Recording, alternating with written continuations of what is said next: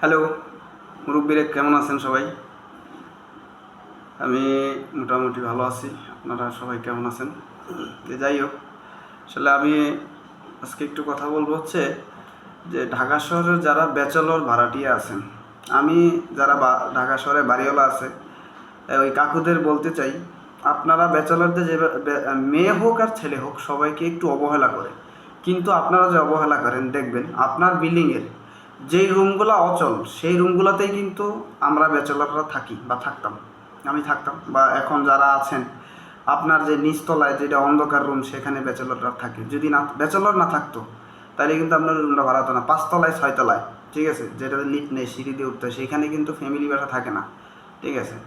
তারপরও আমি মানে এখনও পর্যন্ত দেখে আসতেছি যারা ব্যাচেলর আছেন তাদের তাদের উপর অনেক কন্ডিশন দেয়, ঠিক আছে, এবং কি তারা খুব অবহেলিত ঢাকা শহরে।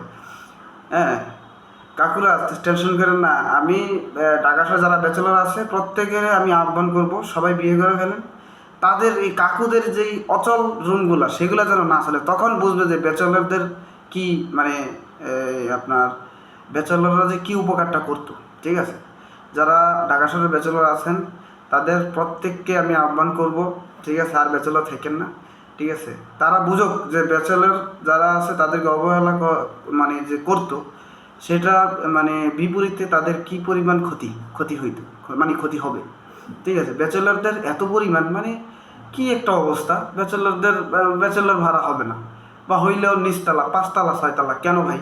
ব্যাচেলররা কি টাকা আর টাকা বেশি দিয়ে থাকে ব্যাচেলররা, ঠিক আছে, কিন্তু ওই ব্যাচেলরদের দেখছি ঢাকা শহরে অবহেলিত। এগুলো কি? হ্যাঁ কাকুরা, আপনারা সাবধান সাবধান হয়ে যান। পোলাপাইন সব মেয়েদেরকে বলবো, ঠিক আছে, ঢাকা শহর যারা যাবেন বিয়ে কইরে তারপর গ্রাম থেকে বিয়ে করে তারপরে ঢাকা শহর যাবেন। আর ছেলেরা ঢাকা শহর যাওয়ার সাথে সাথে বিয়ে করবা, প্রত্যেকের বললাম আমি।